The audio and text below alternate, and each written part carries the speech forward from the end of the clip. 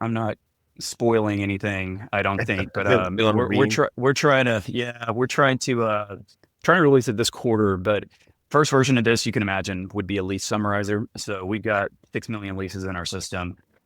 We've taken a lot of that filing information, so grantee, grantor, term, royalty, section, township range, a lot of the basic information, and that's what we pull so that you can go search for it, and then you can read the lease document itself, right? What we have now and the prototype that we showed, which I think will be the first version will be ready this quarter, is the ability to go in, ask a question, or just click on a button, and it immediately summarizes the lease, but doesn't only give you in a matter of about, I don't know, average time of 3 seconds for a lease. Not only does it summarize it for you, gives you all that information, but it also gives you parties involved, considerations, provisions, warranties. It pulls all of that out as well, and then you could take that information. So we showed it to somebody who had recently made a pretty big acquisition, and they said, "Man, we think that this could have taken 2 months of diligence down to a few weeks if leveraged something like this, which is awesome, right?" But I think here's what I would say, like in that same spirit, is that didn't solve a brand new problem. Like that's Yeah. what everybody has to understand, that like generative AI right now isn't going out. I'm not saying it never will, isn't going out and solving problems that we couldn't solve. It's just reducing that time to value gap, right? Like it's reducing the amount of time by a massive amount that you can go do this. And I think it's important also, some of the hype that came out originally was like, oh man, this is going to replace a bunch of jobs. And our stance on it was no, that's not going to be the case. And again, going back to Silas, he had a laugh. He had a pretty good analogy. He was like, listen, we're not trying to invent a carpenter. We're just trying to invent a better nail gun. So it's just going to help you. Like you're still going to need the carpenter to go do the work, just like you're always going to need landman. But everybody's going to be expected to be more efficient. And I think our stance on this also is like, yeah, okay. Well, you're saying that it's 30% more efficient. Does that mean you can take 30% of the cost out of your business? And we would say, no, don't expect to do that. As a matter of fact, you may even spend a little bit more. But I think the key is, and what everybody has to understand is, going back to the expectation set from billions of people starting to leverage the technology, the expectation is that everybody's going to have to be more efficient. So it's not Yeah. like, no, you can just cut 30% of your business. Like a year or 2 years from now, everybody's just going to be expected to be doing this stuff. And I think Yeah. that's where I try to push CEOs and other folks that I talk to in our industry. And I'm like, listen, you got to lean into this, because if you don't, you could fall behind where we think the curve is going to go here.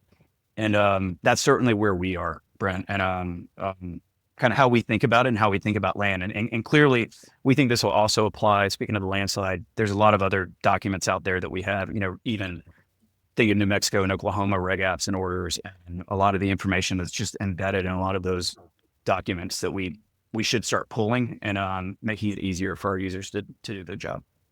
Yeah. Yeah. But you nailed it. You're going to have to be 30% better, and if you Yeah. want to stay relevant, involved, and active, you're going to have to embrace it. And you have to start small. To your point, you have to Agreed. think about, okay, how can I use this? You have to make it a part of your toolkit. And just like anything, the more you use a tool, the better you're going to get with it, and the more capable you'll be with that resource. And so I think that's what we push. And we're talking to people, everybody's like, "Oh God, it's going to eliminate layman." It's not.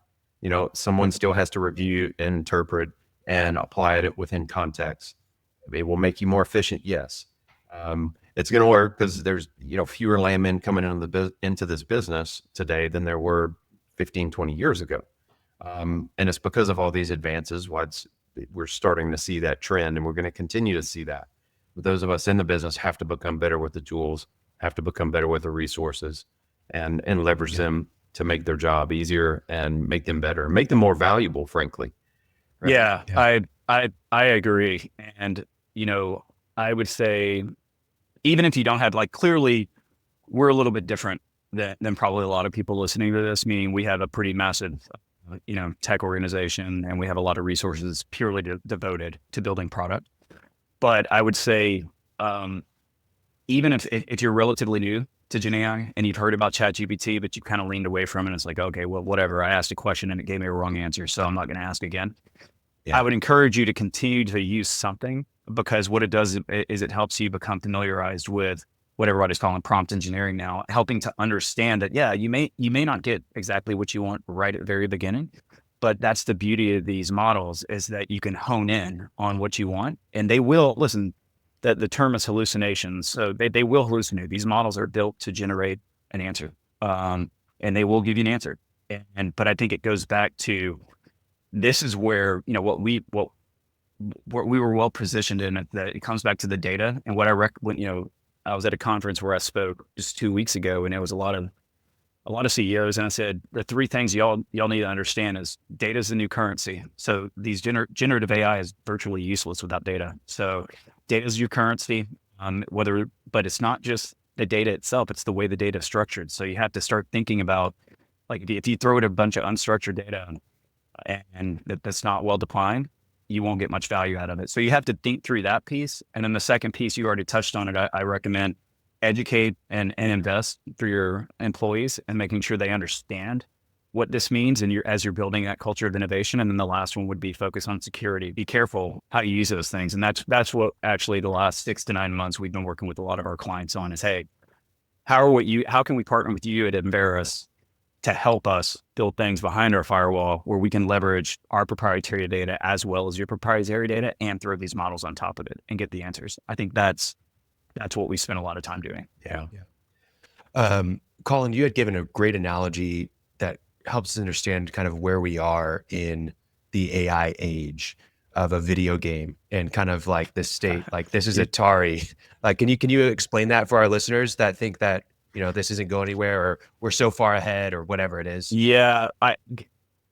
I'm actually glad you asked the question, because the other thing I would say for anybody listening to this is, everybody's on a different part of their journey in this movement, and that is completely okay. I think everybody needs to realize and not panic if they feel like they're behind, because our opinion is we are at the very beginning of this thing, and certainly other people may be further down the line and leveraging it. But my analogy, Khalil, to your point, is I've got an 11-year-old boy that's really into video games, and he plays, NCAA 2025 and Madden 2025. And I was thinking about it the other day, and I was like, man, if this Gen AI and AI journey were to be a video game, the end state is Madden 25, and like where we are today, the equivalent of Atari Pong.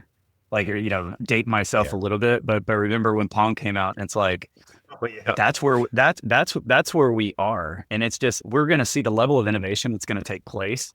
I mean, look at what it's every week you're reading something new, and we're at the very beginning of this stuff.